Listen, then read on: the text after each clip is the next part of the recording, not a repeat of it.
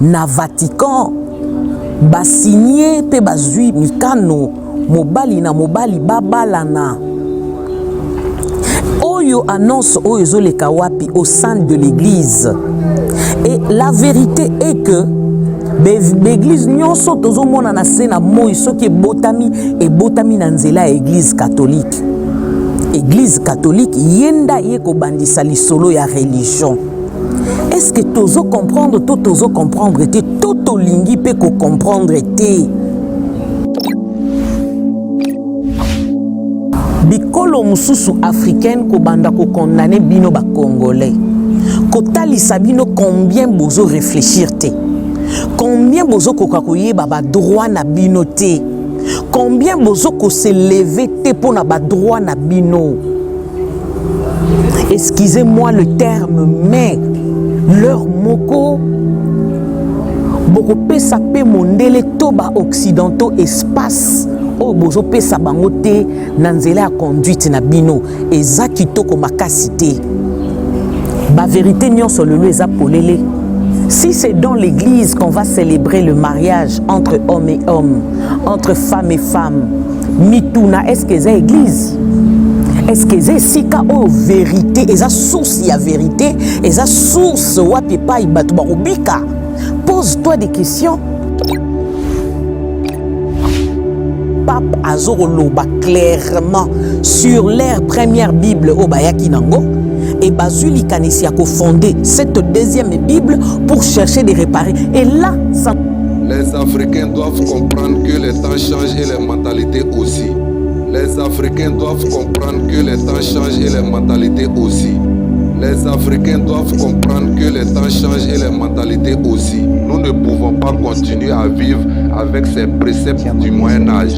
C'est nous qui leur avons apporté cette Bible. C'est nous qui leur avons apporté cette Bible. C'est nous qui leur avons apporté cette Bible. Elle est avant tout une tradition européenne et l'homosexualité en fait partie.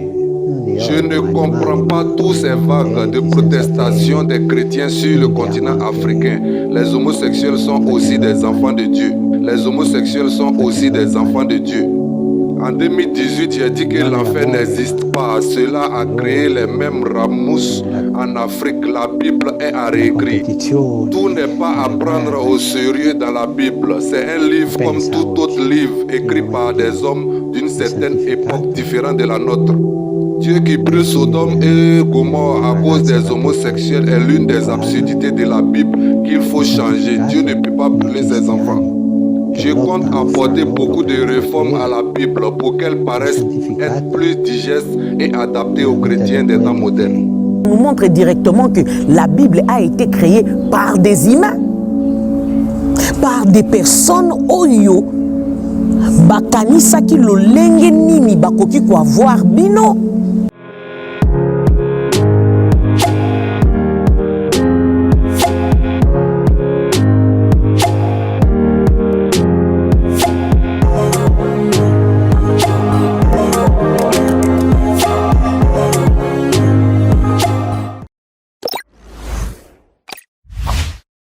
Mbote na balandi ya émission Oyo aime ton pays. Wapepa itolobaka linga ekolo na yo. En tout cas, à chaque moment na répétaka eza bolingo ekolo nde salara ete toya tobeta nanu masolo o itali ekolo na biso. Alors aime ton pays photo ye barake ezolobelaka makambo nyonso o itali ekolo sur la spiritualité. Donc ba domaine nyonso tozolobelaka ngo awa na émission Oyo aime ton pays. Lelo nalingaki tobeta nanu masolo parce que tolobeli ba sujet ebele banda ane bandaki et tozokende kokoma na suka ya mbula. Bilan na biso eza nini? Parce que je suis pas la seule. Il y a ko sonner trompette, il y a ko beta masolo, il y a o itali mboka na biso. Pour l'amour de ces pays ou de cette nation, plusieurs personnes bazoko teya, bazako loba, bazoko recadrer batu. Dans nos émissions, Naba émission Peya Baninga, nous avons trouvé que il y a de vérités aux ezala qui enfouies liées na école na biso, nyonso et bimi déjà na poissa. Même ceux qui n'ont toqué na mosisa na yangote, mais au moins aujourd'hui, biso nyonso aussi te comprendre que ezana marabout est belé sur les plans religion, sur la Bible, na politique, na enseignement, na social, na kati ya ba domaine ebele ya mboka na biso to vivre o esengela ki to vivre te avec du mensonge, lokuta na lokuta. Alors, leur moko ezoka musabiso ya koyoka ete malgré ba vérité oyo ezoko continuera ko bima, mais moto moindo plus congolais azako persister na kati ya doute, na kati ya incrédulité, na kati ya tétitesse. De fois tozoko mituna eza nini e alikambo nini. La colonisation eza nzela oyo yaki te pour que ngai na yo totikala baumbu ya libela. Surtout na langage oto mesana koloba ete to yaki kokuta Congo ndenge wana to ane loko to kosala te. Combien même qu'il y a certaines personnes ba yebi vérité kout ko lekana biso ba etozo ya koloba, mais ba croiser maboko ba vandi tranquillement. Je veux te dire lisolo ya Congo to ya mboka oyo eza lisolo oyo soki yo telemi osali musala te, eza lokola yo ozo maudire descendance na yo, bakitani na yo, yo nde okomi kolakela bango parce que oyebi vérité, mais tu réagis pas par rapport à toutes ces vérités otozo kende koyebaka.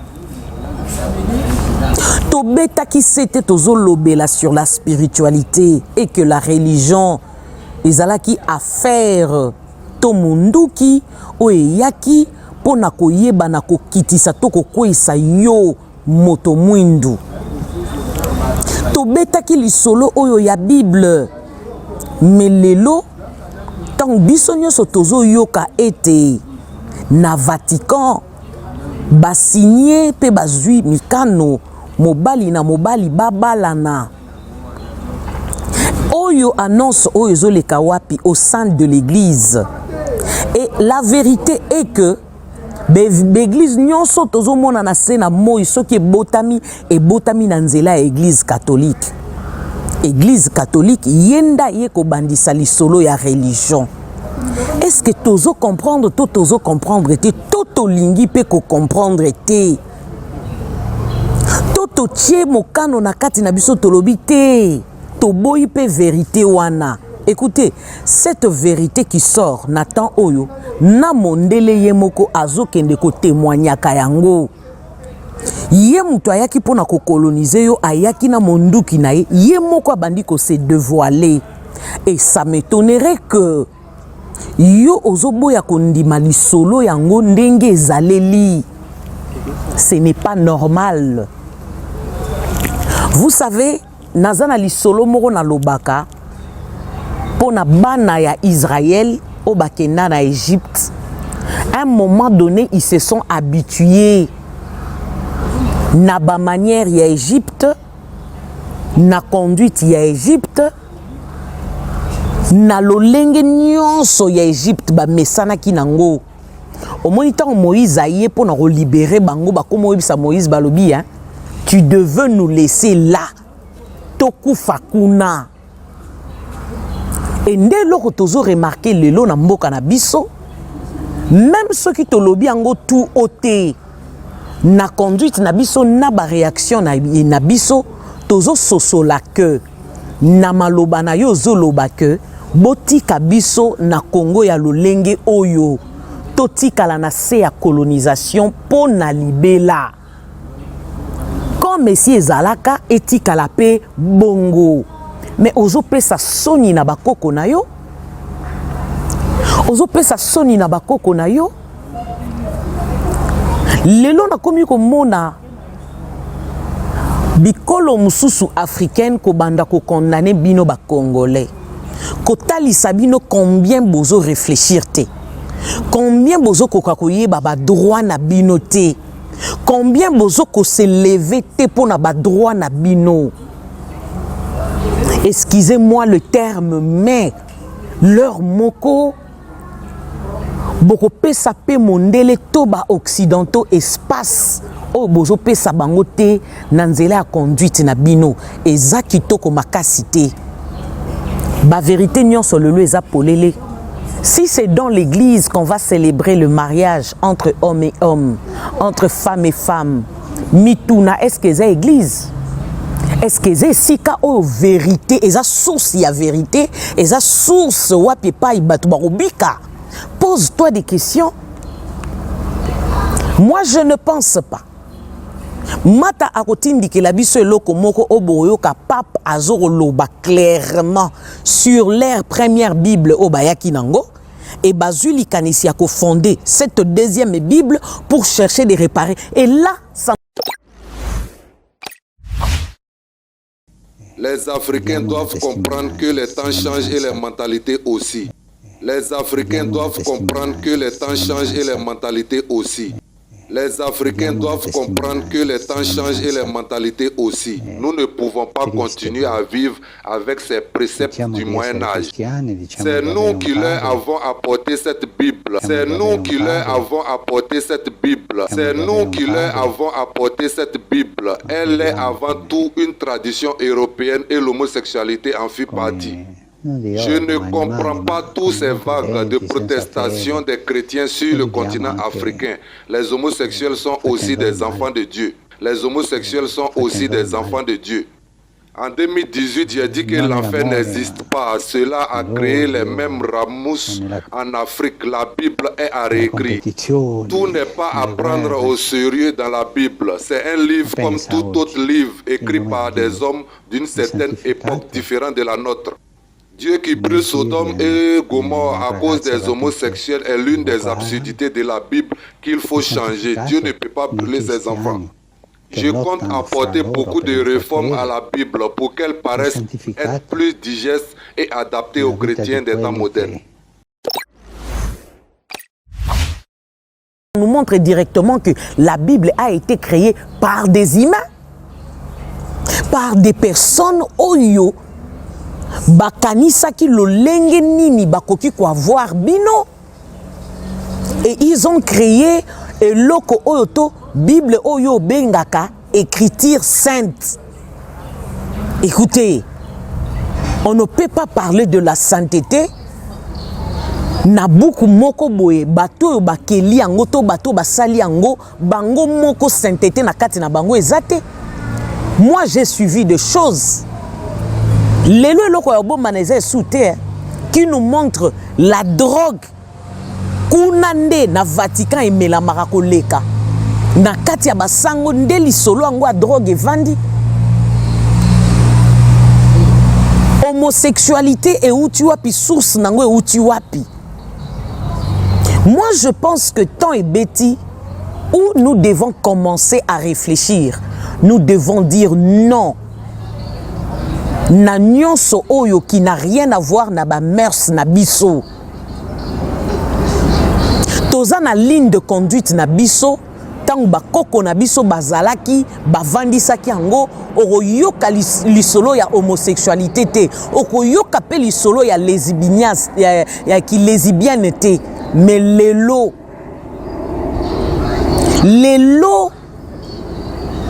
culture na biso eza ya kobeba likolo ya bapaya tolobaki yango plusieurs fois. Cela veut dire na ba domaine nyonso epai wapi bango bakende ko simbela bakotisi biloko na bango ekoti na bandeko na biso batu mwindu. Elobi ndeko na ngai moko na kati ya live alobaki clairement alobi lelo na Congo boza esu na basango ya mindele te toza na basango oyo batu mwindu lokwa biso. Mais malgré ki mutu mwindu na kati na ye mayela mondele sie fandi parce que ye koliango tangu mulai et tu ne vas pas les te mélanger na bato lolenge wana oyo basi ba bongoli kati na bango na poso alobi na congolais mais na kati ezaleli to na esaleli aza sous congolais te aza africain te aopesa lokumu na bakoko na yete. Moi je pense que le temps est arrivé ouais pas il faut to pesa lokumu na bakoko na biso to honorer bango to zongisa bango ne sika na bango to kene na enseignement mata o balancer les biso pe loko moko bo comprendre to tombola kaka bana bapaya bango nde baotanga bien bango nde baoloba français to lingi sous le solo français te na 2024 na 2024 betela biso ma solo na munoko ya mboka na nga betela nga li solo na lingala to yoka na kitoko enseignement o bayela ki biso et sunga bana na biso te po bazala ba génie et étouffa likabo nyonso bana babotamaki nango parce que mayele mutu abotamaka nango. À quoi sert l'école et l'université en Afrique?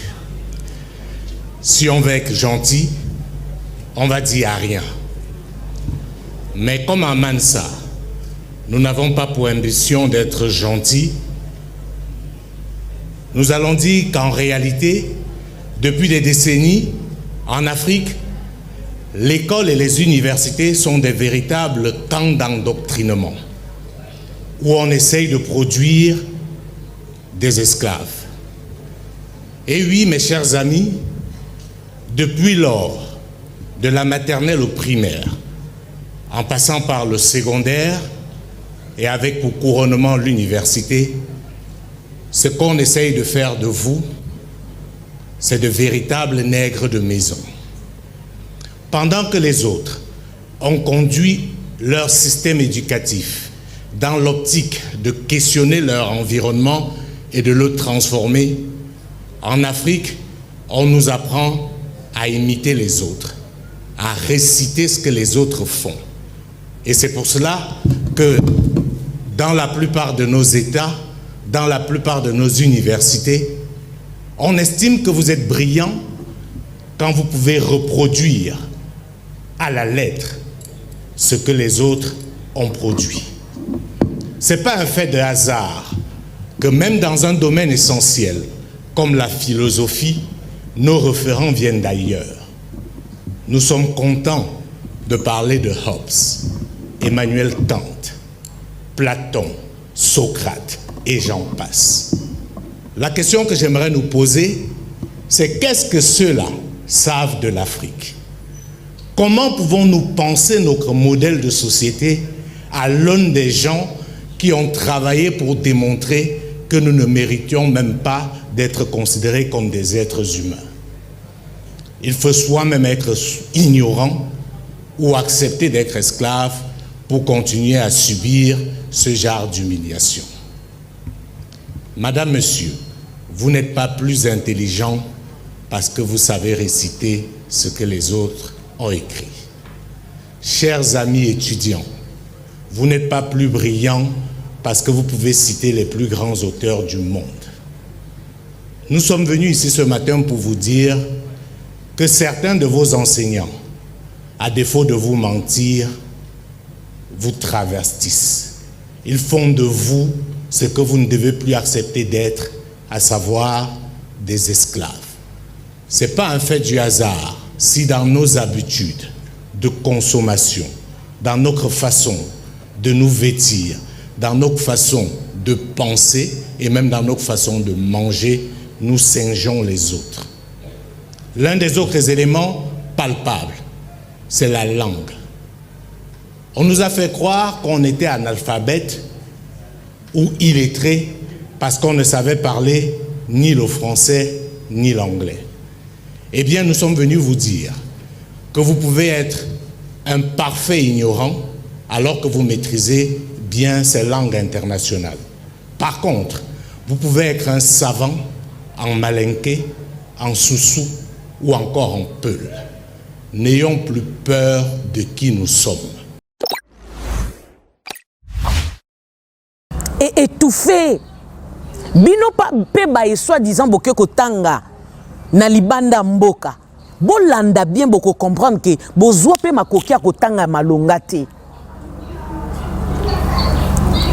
tobima na kati ya ba critique tobima tobanda ko comprendre lisolo ndenge eza tokota na ba piste de solution to arrêter de faire ba guerre kotoyo par rapport à ça ba vérité eza déjà mise à nu tokota na piste ya ba solution piste à solution eza nini.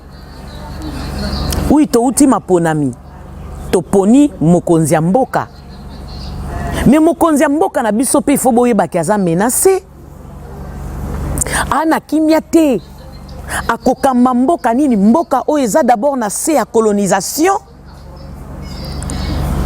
mboka eza na se ya colonisation yo zoko miloba te bakonzi oyo baza na mutu wana bango nde babongisa bango nde baa na problème mais bango pe baa na danger. Moi, je vais vous dire quelque chose. Hein. La lecture, on a sali, j'ai compris, même Joseph Kabila, s'il a accepté d'abandonner le pouvoir, parce que Ayebi, Aboyi, Koko, Tanakati, a problème na bakoko na biso, Makila ya ba ebele kende, ezala na mutu na ye, Ami Longoli, oui, lelo to telemisi mwana mboka, mwana ekolo, toyebi adresse na ye, toyebi tata na ye, toyebi mama na ye, mais nous devons nous lever. Et sengeli to telema pour que lobby to déplorer te que moto biso to telemisa ki akamba biso ba occidentaux ba zuye en otage et lokola kolinga ba zoye en otage te akolinga sala nini abunda pour a défendre kolonaye et lobby to yokake ba simbi na bomoi na ye et ozala pasi. Alors la nation congolaise, to la nation africaine, biso nyonso foto ye kola ko telema. To bunda elongo na bakonzi na biso. O leto telema na temps to sala ba marche pour na ko revendiquer ba droit ya ba voix. Mais tous na ba problème ezo tungisa biso makasi. O le ya ko wela kiti ya bokonzi. Mais tous na makambo eza ya motuya o esengeli to bundela. Et que Congolais a comme indépendant, a banda ko dépendre na ye moko. Bakonzi na biso bazala libre ya ko sale la biso makambo toko sepela. Ya ko tonga pe kolo na biso to s'épanouir. Sans cela, tant que toko zala retenu, na oignon so bayela ki biso na kati ya colonisation, nous allons pas avancer. Toko avancer te, toko kende pa imoko te, toko continue ko tournoyer. Or toza na besoin ko tournoyer te. Toza na besoin ko tournoyer te.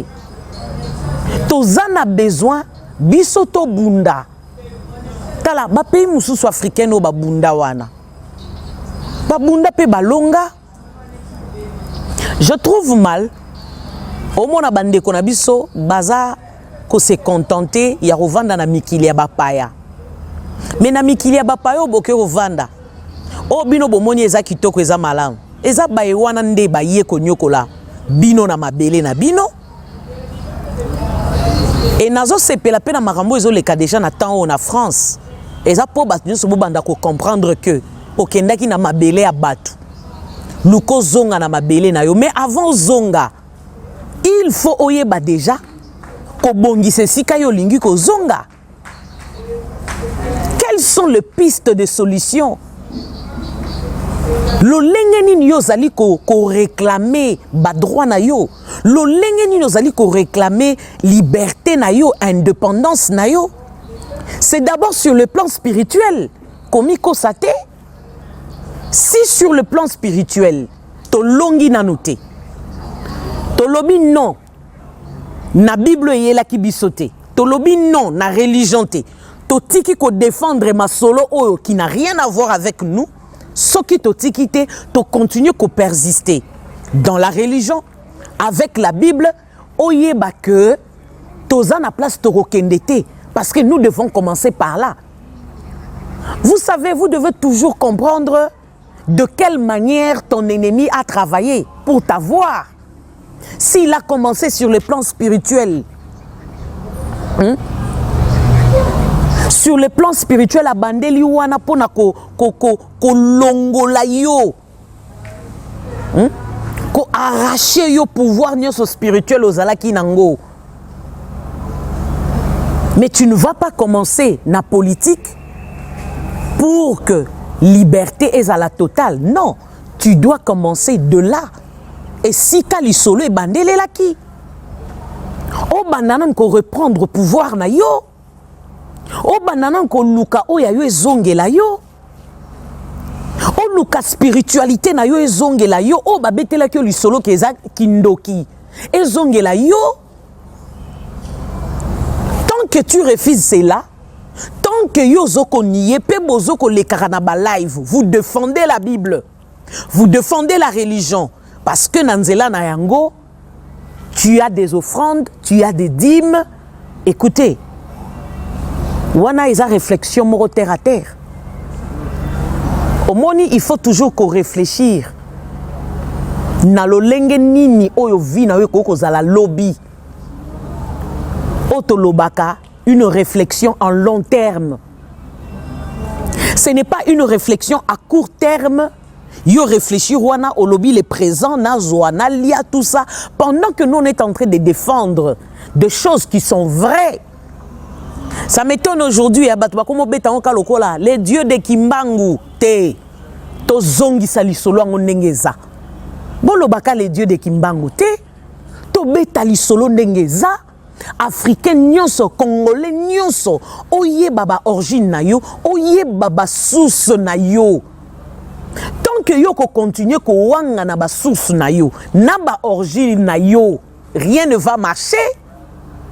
Rien ne va marcher. Parce que lelo, ti lelo bana na biso bazo ye ko la kaka, Jésus-Christ ti na ba classe, na ba école chrétienne, soi-disant. Bon, continuer qu'on l'a jusqu'à quand? Alors moi je pense que 2024, nenge nazomona na ba réseaux sociaux batnyo so bazolo ba mise en jour. Nazo tia mise en jour vinanga. Luko tia mise en jour ekolo na yo. Luka bo tia mise en jour na ekolo na bino na nation na bino. Nous devons arrêter de faire du bruit. Na ba réseaux sociaux, nous devons tous nous focaliser na oezaya motuya. Moi, j'ai toujours dit, so ba réseaux sociaux eye et sungi biso poto mundele kolo na biso to s'élever biso nyonso. Au moins taba occidentaux na so ba moni bino nyonso bo s'élever. Bozui décision. Ya ko rejeter Bible ezonge pa na bango. Ya ko rejeter religion ezonge pa ina bango. Ya ko arrêter nyonso bango bayaki nango. Je pense que na bango babanda ko se discipliner. Mais tant que vous prenez cela à la blague, bozo kanisa que histoire ozo engagé ba vite. Moi je te dis aujourd'hui ça engage des vies. Si ça n'engageait pas de vie, to linga ko vivre oyo to vivre ba décennie na ba décennité. En tout cas, année ozo banda 2024, nous devons revoir sur plusieurs points au Italie et Kolona biso, au Italie mboka na biso, au Italie lo lengeni ni mboka na biso et sengeli et tambola, de près comme de loin, peu importe où tu es. Chamayele na ona makanisi na yo na au Italie et Kolona yo. En tout cas pour na lelo na suki awa na remercier bino mingi balandi na biso, mais nazo senga na bino bo partager ba émission oyo. Kobombango pona yo moko te. Kobombango pona yo moko te parce que 2024 c'est vrai. Tozo kota yango mais to koti na mise en jour na o Italie nation na biso. Partage, like cette émission. Tindela biso ba j'aime na yo toko sepela mingi na ba acte oyo koyeba na kosala pona émission oyo. Merci mingi.